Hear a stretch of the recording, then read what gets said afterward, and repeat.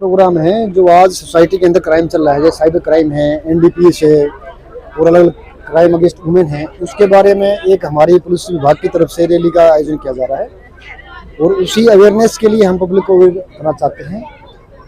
उसमें क्राइम रोकथाम भी हो जाए और पब्लिक को इस बात का भी नॉलेज हो जाए कि साइबर जो क्राइम होता है उसको हम कैसे बच सकते हैं, एनडीपीएस का हम कैसे कर सकते हैं, उसके बारे में आज हमारा यहाँ से हिली मंडी से लेकर और खोड़ गाँव तक हमारा 10 किलोमीटर का वो है। उसमें हमारी कुछ महिलाएं हैं और हमारे जेंट्स है। तो पब्लिक के अवेयरनेस के लिए हमने ये रैली का आयोजन किया है। इससे पहले हमारी 2 रैलियाँ गुड़गांव में अंदर हो चुकी है और भविष्य में भी इस तरह की रैलियाँ का हम आयोजन करेंगे ताकि पब्लिक में इस चीज़ का अवेयरनेस हो। तो हमारा कोई ऐसा फिक्स टाइम नहीं, जब भी हमारे टाइम मिलता है उस हिसाब से हम रैली का आयोजन कर देते हैं। आप देख रहे हैं हरियाणा न्यूज अपडेट हमारे संवाददाता शिवचरण जी के साथ।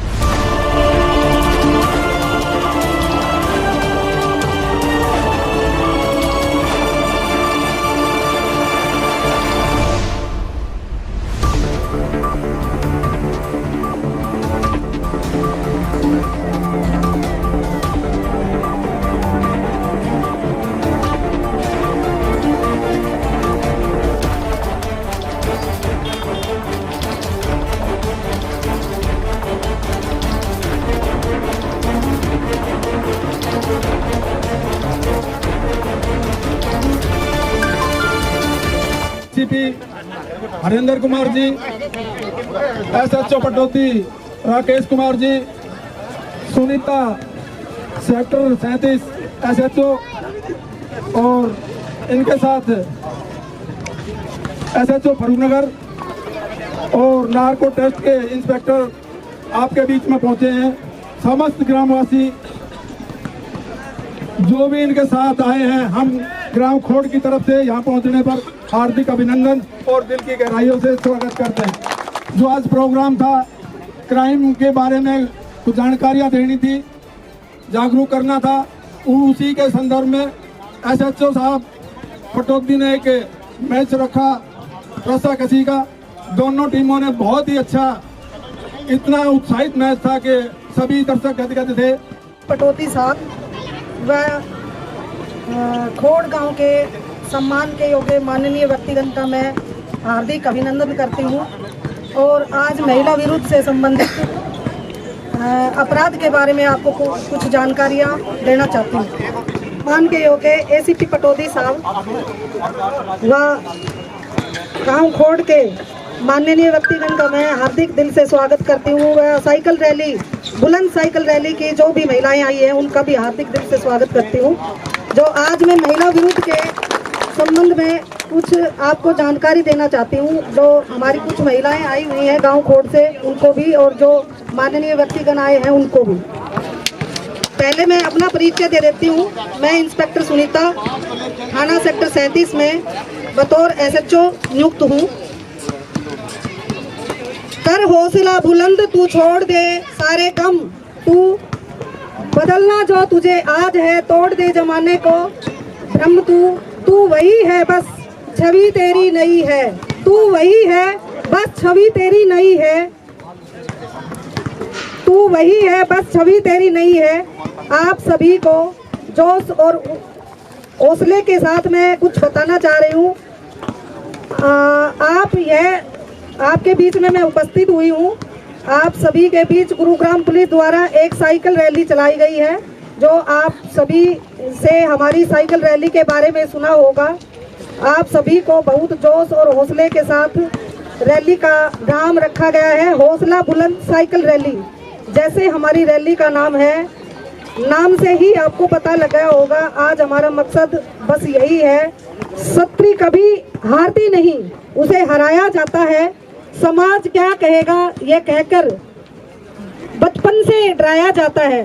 स्त्री कभी हारती नहीं, उसे हराया जाता है। समाज क्या कहेगा ये कहकर बचपन से डराया जाता है। आज समाज में महिलाओं के साथ क्या क्या हो रहा है, ये बात किसी से छुपी नहीं है। हम सब महिलाओं पर हो रहे घरेलू अहिंसा, छोटी छोटी बातों को लेकर, जैसे घरेलू अत्याचार जो होते हैं महिलाओं पर, हम सभी गली गली में मोहल्ले में जाके महिलाओं को अवेयर करें। मेरी ग्रामवासियों से भी एक प्रार्थना है कि वो सभी ग्रामवासी व महिलाएं गली व मोहल्ले में जाके अवेयरनेस का एक छोटा छोटा प्रोग्राम करें, ताकि कोई भी महिला से घरेलू हिंसा का जो भी उसके साथ उत्पीड़न हो रहा है वो उसको आगे लेकर आए।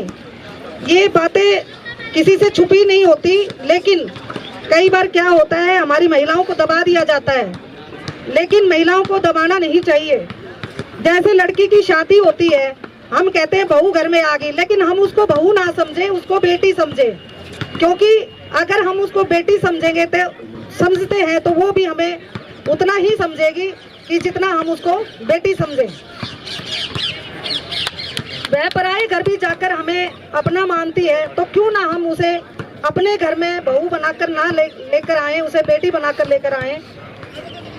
थाने में हमारे पास अक्सर घरेलू हिंसा से संबंधित शिकायतें आती हैं, और उन जैसे भी आती हैं घरेलू, और समाज के कुछ लोग होते हैं जो उनको आगे नहीं बढ़ने देते हैं। उनको कहते हैं कि नहीं चलो आज इनका कंप्रोमाइज करा दो और फिर देख लेंगे, लेकिन कुछ समाज के लोग ऐसे भी होते हैं जो उनको आगे भी लेके आते हैं, और कुछ समाज के लोग ऐसे होते हैं जो उनका समझौता करा के वो बेचारी चुप से रह जाती है और वो अपनी आवाज को ऊपर बुलंद नहीं कर सकती।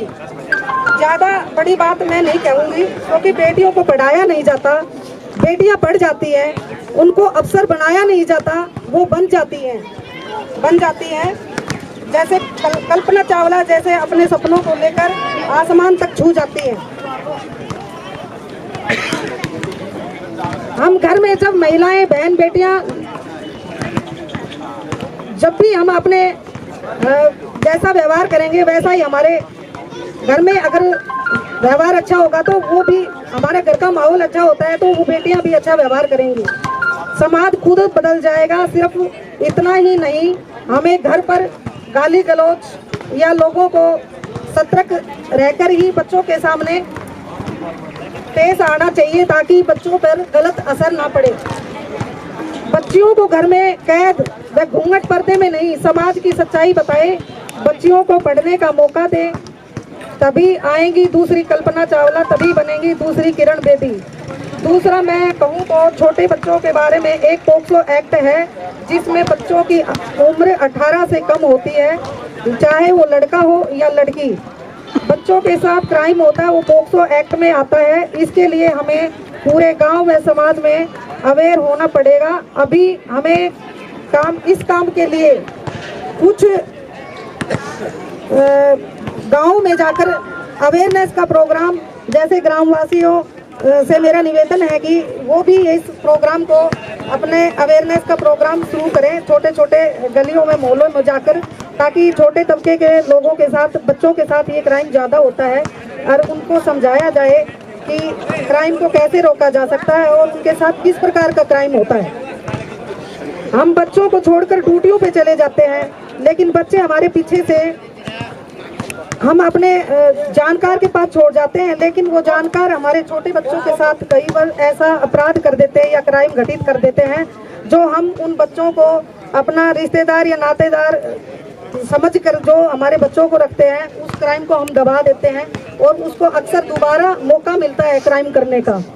पोक्सो एक्ट में जो सलग एरिया के जो दबके के छोटे दबके के बच्चे होते हैं, वो छोटे घरों में रहते हैं, उनको अक्सर पता नहीं होता। वो जैसे भी पेरेंट्स देखते हैं पेरेंट्स का, तो वो बच्चे वैसा ही सोचते हैं कि हम भी यही काम करें, और उस काम को लेकर बच्चों में गलत भावनाएं पड़ जाती है। और इस बात के लिए मैं अपने खोड़ ग्रामवासियों से निवेदन करती हूँ कि वो भी बच्चों को अवेयरनेस करें और अवेयरनेस का प्रोग्राम चलाएं। वैसे तो स्कूलों में भी अवेयरनेस का प्रोग्राम चलाया गया है, और बच्चों को, छोटे बच्चों को समझाया गया है कि गुड टच व बैड टच जो होता है वो क्या होता है। लेकिन आपसे मेरा निवेदन है कि आप भी इस प्रोग्राम को थोड़ा सुचारू रखें, और अवेयरनेस का हम भी इस प्रोग्राम को सुचारू रूप से रखेंगे। और वैसे अवेयरनेस हमारी तरफ से एक गुरुग्राम की टीम जो बनाई हुई है, उसमें अवेयरनेस का प्रोग्राम चलाया हुआ है। क्या आप कैसे आपको साइबर फ्रॉड से बचना चाहिए और क्या क्या आपको जानकारी होनी चाहिए? एक आपको सबको पता ही है, अभी हमें किसी को भी OTP नहीं बताना चाहिए अपने का। कोई भी आपके पास OTP आता है या कोई फोन में मैसेज आता है तो एक बार चेक कीजिए आप भी वो OTP किस चीज़ का आ रहा है, आपके बैंक का आ रहा है या कोई और सिक्योरिटी के लिए आ रहा है। आपका बैंक अकाउंट लिंक होता है आपके नंबर से, और वो आपके अकाउंट को खाली कर देंगे। तो ये जो मेन बात है उस चीज़ को ध्यान रखनी चाहिए। एक है ओलेक्स का। ओलेक्स में क्या हो रहा है, हम जो फौजी भाई होते हैं उनकी फ़ोटो होती है उसके ऊपर, उन पे हम विश्वास कर लेते हैं भी हमारा देश की रक्षा करते हैं फौजी भाई। और ये जो कह रहे हैं भी, ये बोलते हैं भी हमारा दिल्ली से ट्रांसफ़र हो गया जम्मू कश्मीर या श्रीनगर हो गया या उधर असम मणिपुर कहीं का बता देंगे, और हमारे पास जो सामान लेके जाए हम उनको बेचना चाह रहे हैं। वैसे तो सामान देखते हैं भी, जैसे गाड़ी है, स्कूटी है, 1 लाख की है, 2 लाख की है, और हम सोचते हैं भी ये तो 50,000 का दे रहा है, तो इसके कुछ काम आएगा नहीं, मैं खरीद लेता हूँ। और वो आपको ऐसी ऐसी बातें बताएगी, RCB भेजेगा, गाड़ी बुक हो रही है, वो गाड़ी चढ़ा रहे हैं टैंकर के कैंटर के अंदर या ट्रक के अंदर, तो उसकी भी फ़ोटो भेजेगा। जो भी NCC का कैंप है या उनका जो रिलेटेड है वहाँ की लोकेशन भी आपको शेयर करेगा। आप सोचोगे भी आप फौजी भाई है, झूठ तो नहीं बोल सकता। और हम बिना कुछ पूछे उनके पास पैसे भेज देते हैं। अगर आपको कोई सामान लेना भी है तो आप कम से कम एक बार उनके पास जाइए, जाके चेक तो कीजिए भी हाँ एक्चुअली में ये चीज़ है या नहीं है। आज से 5-10 साल पहले से होता था, जब भी हम कोई सामान लेके आते थे पहले एक बार हम चेक करते थे उस चीज़ को। 4 आदमी होते थे, उनसे पूछते भी थे हम सामान लूँ या ना लूँ। पर आज हम क्या कर रहे हैं, घर बैठे बैठे सारा काम कर रहे हैं। और जब से इंडिया डिजिटल हुआ है उतने ज़्यादा साइबर फ्रॉड होने लग गए हैं और बहुत तेजी से बढ़ रहा है यहाँ पे नशा। डिपार्टमेंट बड़ा काम करता है, सरकार बड़ा काम करती है, लेकिन समाज ने भी बड़ा काम करना चाहिए, क्योंकि नशे से जिसको रोक लिया तो वो घर, वो नौजवान साथी वो कहीं प्रोग्रेस करेगा, कमा खा लेगा। लेकिन नशे में अगर आदि हो गया तो उसका कोई बचाव नहीं है। एक ट्रैफिक के बारे में हमारे नौजवान साथी को हेलमेट लगाना बड़ा एक अपनी ये समझते भी, अगर उसने हेलमेट लगा लिया तो हमारी इज्जत फर्क पड़ जाएगा। लेकिन हेलमेट लगाना और उसके बाद गाड़ी में बैठने के बाद सीट बेल्ट लगाना, 2 चीज़ बहुत जरूरी है, क्योंकि एक्सीडेंट होते हैं। कल भी हमारे 5 तारीख को एक्सीडेंट हुआ, उससे पहले भी बिलासपुर में एक्सीडेंट हुए हैं। बेल्ट के कारण आदमी बचे हैं, बेल्ट नहीं लगाने का आदमी मरे। हेलमेट के कारण आदमी बचे हैं, हेलमेट नहीं लगाने का आदमी मरे। तो मेरा सभी से बड़ा अनुरोध है, लेकिन अपना हेलमेट और गाड़ी में सीट बेल्ट जरूर लगाओ, ये बहुत जरूरी है। और नशे में हमें अभियान भी चलता है, हम पकड़ते भी हैं। मेरा नंबर ले लो, टोल फ्री नंबर ले लो, आप सामने नहीं आना बताओ तो हमारे को वैसे बता दो। शिकायत बहुत करते हैं लेकिन पकड़वाते बहुत कम है, ये बहुत ही जरूरी है। क्योंकि अगर नशे पर कंट्रोल नहीं किया तो आज मेरे घर में तालाब के लिए आएगा, तो ये बहुत ही जरूरी है। और महिलाओं के बारे में जो सुनकर ने बताया है, भाई अपनी बेटी से कई बात करोगे तो आगे बढ़ेगी। लेकिन ये जो निर्भया कांड के बाद महिलाओं के बारे में एक गाइडलाइन आई है, उसके बाद कुछ महिलाएं, मतलब हम क्योंकि फील्ड के अफसर हैं, हमारे पास कुछ महिलाएं ऐसी शिकायत ले जाती जो घटना घटती ही नहीं, और उसके बाद वो शिकायत करती झूठी, तो दूसरे की भी महिला झूठी शिकायत करती है। उसको हमने उसको जस्टिफाई करना, अभी इसके साथ अत्याचार हुआ है कि नहीं हुआ, हमारे लिए बहुत बड़ी दिक्कत होती है। फिर पुलिस को पार्टी बनाते हैं। तो मेरा ये भी अनुरोध है, कोई जिसके साथ जाति हुई है उसके साथ हम है, लेकिन जाति नहीं हुई है तो कानून का आप उसका हथियार ना बना, मिसयूज नहीं करें। क्योंकि हमारे को बड़ी शर्म आती है अपने ससुरे पे, अपने देवर पे, अपने उस पे गांव के बीच में ऐसे ऐसे आरोप लगा देती हैं। तो मेरा महिलाओं से अनुरोध है, इसमें अवेयरनेस पैदा करें। आपके लिए क्या होता है, आपके स्पेशल हमारे कानून बनाए हुए हैं, हम खड़े हैं, पूरी एजेंसी खड़ी है, कोर्ट खड़ी है, तो उसका भी दुरुपयोग ना करें। और ज़्यादा समय न लेते हुए मैं आप लोगों का बहुत बहुत दिल से गहराई से धन्यवाद करता हूँ।